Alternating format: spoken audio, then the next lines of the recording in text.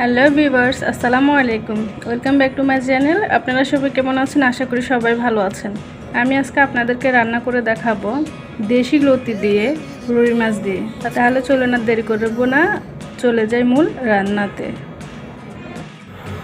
লতিগুলোকে আমি কুটে দিয়ে পরিষ্কার করে নিয়েছি। এখন আমি সিদ্ধ বা ফাফে দিয়ে নিব। সাথে দিয়ে দিলাম একটু লবণ আর একটু হলুদ। এখন এটাকে ফাফ দিয়ে নিব। ফাপ দেওয়া হয়ে গেছে, এখন এটাকে নামিয়ে নিব।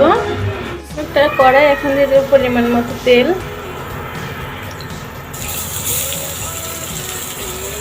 দিয়ে দিলাম একটা বড় সাইজের পেঁয়াজ কুচি। পেঁয়াজটাকে আমি ভালো করে ভেজে নেব।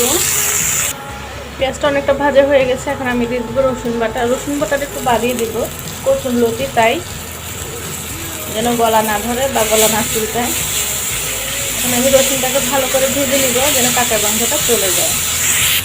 এখন দিয়ে দেবো সামান্য পানি, দিয়ে দেবো সামান্য হলুদ গুঁড়া, দিয়ে দেবো ধনিয়া গুঁড়া, দিয়ে দেবো সামান্য মরিচ বাটা, আপনারা চাইলে গুঁড়ো মরিচ দিতে পারেন। দিয়ে দেবো সামান্য পরিমাণ লবণ। আমরা আরও কচু সিদ্ধ করতে লবণ দিয়েছি, তাই লবণের পরিমাণটা কমিয়ে দিব। মশলাটাকে ভালো করে কষিয়ে নিব।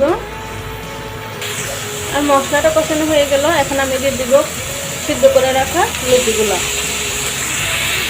এখন মশলার সাথে লতিটাকে ভালো করে ভেজে নিব আগে।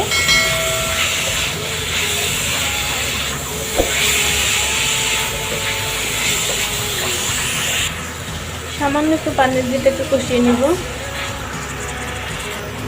একটু কষিয়ে নিলাম, এখন দিয়ে দেবো সামান্য আর একটু পানি। বেশি পানি দেওয়া যাবে না, কারণ অর্ধেক সিদ্ধ হয়ে গেছে। অল্প পানি দিয়ে মাছগুলো দিয়ে দিব। দিয়ে দিব কিছু কাঁচামরিচ,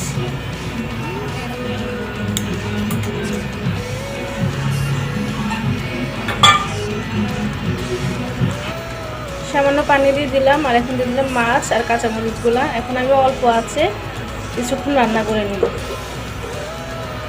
বেশি নাড়াচাড়া করে যাবে না, তাহলে গলে যাবে।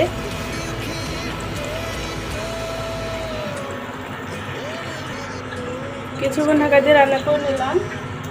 এখন কড়াই সাইড ধরে আমরা একটু নাড়িয়ে দিব। আরও কিছুক্ষণ ঢাকা দিয়ে রান্না করে নিব।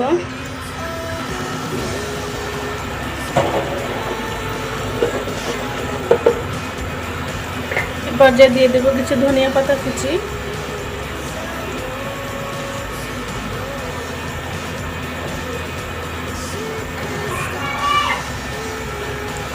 আমি আর 2-3 মিনিট রান্না করে উঠিয়ে নিব। আমার রান্না শেষ। আপনারাও আপনাদের পছন্দ অনুযায়ী মাখা মাখা করে বা বোনা বোনা করে বা ভাজা ভাজা করে উঠিয়ে নেবেন।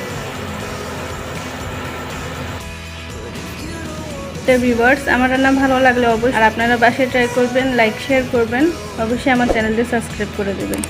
আমার ফেসবুক পেজ ফলো করে দিবেন, আমার পাশে থাকবেন। দেখা হবে পরবর্তীতে অন্য কোনো নতুন রেসিপি নিয়ে। আজকের জন্য আল্লাহ হাফিজ।